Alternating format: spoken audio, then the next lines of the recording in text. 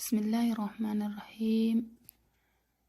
السلام عليكم ورحمة الله وبركاته. جرجرت والشمار كفوني وردفتوتا شاينا لكدية أبون دي كيسان بغا جراتني ويارا أسير برتقانا في ليموني جيزارا قد افدمنا كاروتي جيجولا برتقانا لومي في كاروتي أسير أجائبا كان جيجولا باكا كمتو يمنا كم كيساتو أرقمو karaa gabaabaan jechuudha. Amma akka waraanaa jiru kanatti argitanii leemuunii fi burtukaana akkasitti waraanee jechuudha. Bishaan danfaa itti godhee takka hin danfifamullee omaa rakkoon qabu takka danfe maaliif hadhaanii qoola burtukaanaa hadhaan leemuunii sun danfee xiqqoo osoo guddatti gosan akkasitti gosi jechuudha. Danfee hoo jedhee hadhaa san of keessa baafata jechuudha. Anammaaf immoo danfisuun iddoo akkasitti bifa sanii waraanee erga waraanee geessee asumatti bishaan danfaatti naqaa jechuudha. Bishaan danfaatti naqee xiqqoo isii daqiiqaa tokko yookiin akka daqiiqaa lama keessa tursiise achi booda mootuyyuu sharaa cicciradha jechuudha. Xocheesse akka fireen burtukaanallee fireen leemuunillee keessatti hin hafne sharaaya mummura jechuudha. Xocheesse jechuudha. Kanaafuu amaanii burtukaana tokkicha kanatti leemuun xiqqoo iseetti fudha baay'ee miti ruubaa jechuudha. Isii kanarraa jechuudha. Isii tokko tanarraa ruuba isiitti fudhadha. Kanaafuu kun akka amma agartan kanarratti sharaa kana mummuree hin jira. Jiizara kiyyallee mummuree jira. Burtukaanallee mummuree burtukaana maaliif akkanatti mummuruun barbaachisa? Fireen isaa keessa jiraate keessaa baa waan ta'eef firee isaa keessaa baasuudhaaf argitanii jechuudha. Akkanatti murachuu qabdan. Bifa kanaan immoo tuyyuu amma hin danfiftan takkaa jechuudha. Isa kanallee akkanumatti walitti naqxanii danfiftanii xiqqoo jiizarrilleen akkuma beekamu vitaaminii gahaadha. Baay'ee tokko bareedaadha. Baay'ee isin fayyada. Baay'ee jechuudha. Bakka kamittuu waan argamu biyya keenyatti illee moo karaa kaloon arganna jedhee yaada. Jiizara jechuudha. Jiizara maal jennaan ka afaan kennammaa faayina batti. Kaarotii jechuudha. Kaarotiin adduma isiitiyyuu asiira akka taatu numarri kennaa ni beekna. Burtukaanillee asiira akka ta'u hin beekna. Garuu immoo haala inni ta'een jechuudha. Karaa kaloo ta'een waan guddaa godhuuf jechuudha. Fakkeenyaaf amma isa kanatti waan barbaanne eda'annaa. Yeroo kana amma isa kan akkatti daakanii jechuudha. Fireezara keessa kaayanii kan amma kanatti danfisuuf deemaa jira. Dhiifamaa.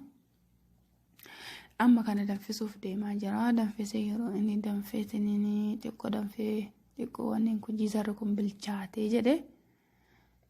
Fuudhee daaka yeroo daakee jedheen hin furdata akkuma argitanii hin furdata yeroo daakamu yeroo sanitti akkasitti dhuguu osoo hin taane waan barbaadan jechuudha. Muuza ta'ee firaawulaa waan adda addaa waan das nama jedhe jechuudha. Haliiba fi yookiin faneeliyaa waan akkas sanitti eda'anii jechuudha. Haliibni bishaan itti eda'uun isaa mafruuda. Bishaan itti edaatanii akkanatti daayitanii jechuudha. Keessa waan adda addaa itti naqatanii fireezara keessa kaa'anii achi fuudhanii gisee barbaadanitti waan barbaadanitti muuzinoo jiraate muuza itti eda'anii akkasuma waan jiru tuffaa ta'ee ananaasa ta'ee maangaa ta'ee juwaafaa ta'ee homa jiru jechuudha. Mufuwaa karraa jiru itti eda'anii bifa barbaadaniin jechuudha godhatu jechuudha. Nammaaf immoo tuyyuu inshaallah amma isa kana daakee jira. Kuma argaa jirtan kun akkana furdata.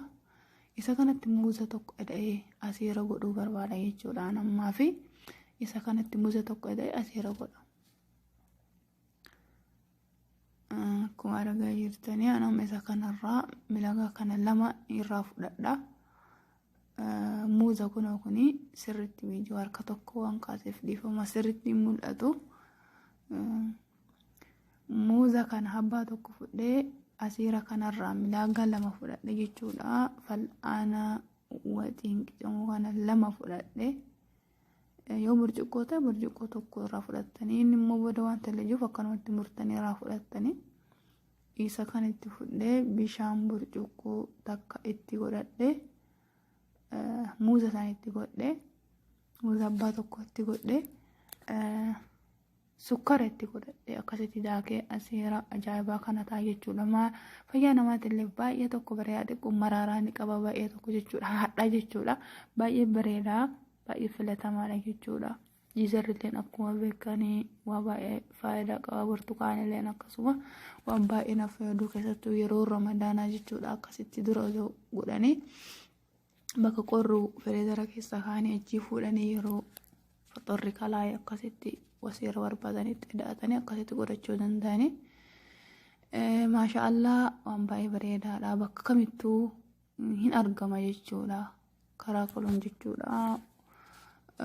Kanaafuu hundumti keessanuu itti fayyadamaa isiniin jedha.